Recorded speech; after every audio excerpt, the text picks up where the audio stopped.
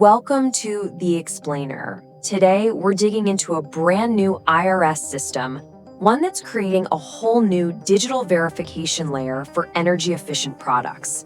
We're going to analyze how this system flips the script on the burden of proof, shifting it from you, the consumer, to the manufacturer, and what it signals for the future of tax compliance. Okay, so let's set the stage here. You've got the Energy Efficiency Home Improvement Credit. It's super popular. But for the IRS, that popularity creates a massive verification problem. I mean, with millions of claims every year, how do you go from just trusting taxpayers to actually verifying every single product is eligible? That's the exact problem this new system is built to solve. And the IRS's solution is this new digital gatekeeper, the Qualified Manufacturer ID, or QMID for short. This isn't just some number. This unique code represents a fundamental shift. We're moving away from reactive audits after you file to proactive verification before you can even claim the credit. It's really the core of their new compliance engine. So, at its heart, the QMID system is really engineered to solve a huge data problem. What it does is create a direct digital link from, say, the window being installed in a home, all the way back to the manufacturer who made it. This lets the IRS verify claims on a scale that was just impossible before. And here is the absolute key to how it works. Starting in tax year 2025, a consumer cannot claim this credit unless they enter the product's QMID on their tax return. It's that simple. And that one little requirement effectively shifts the entire burden of proof from the individual taxpayer straight to the manufacturer. No code, no credit, period. So let's break down the registration mechanism itself. When you look closely, you see that each step in this process isn't just about collecting data.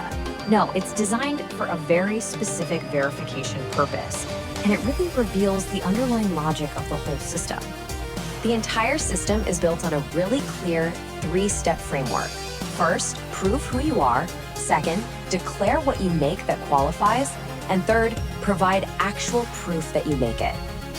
Now here's a key insight right from the start. For step one, establishing your identity, the IRS is actually using a third-party service, ID.me. By outsourcing this initial security check, they create a high-trust digital identity for every user before they can even get into the main IRS portal. It's basically a way to pre-screen every single applicant.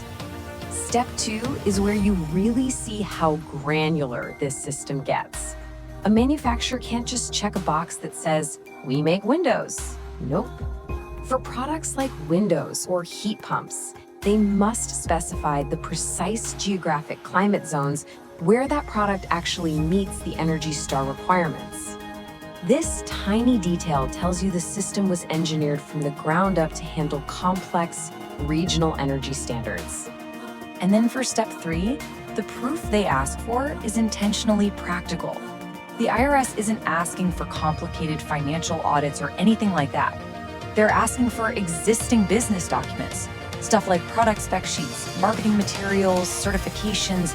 This creates a really tangible, real-world link between what a manufacturer claims to make and their actual operations.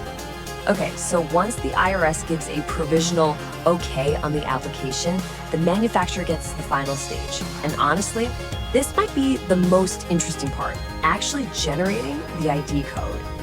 So after all that work, what happens?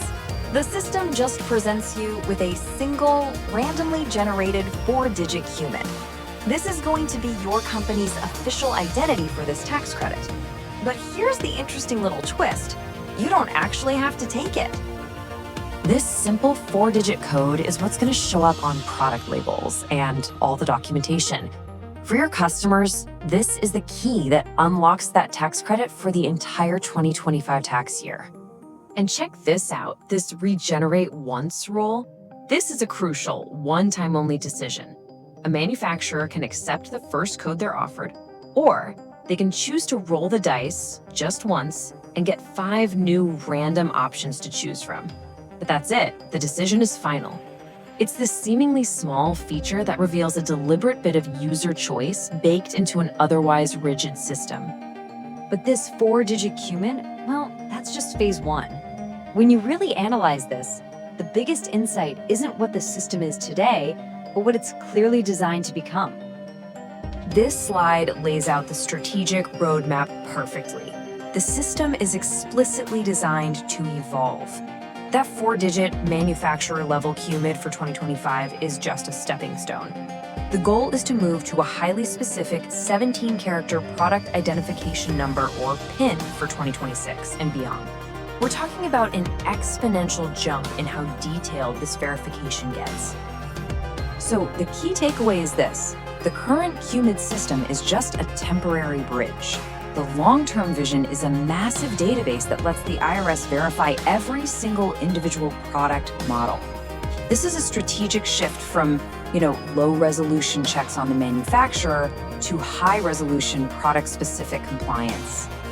And that leaves us with a final, pretty provocative thought. This QMID depend system is basically a blueprint for automated product-level tax verification.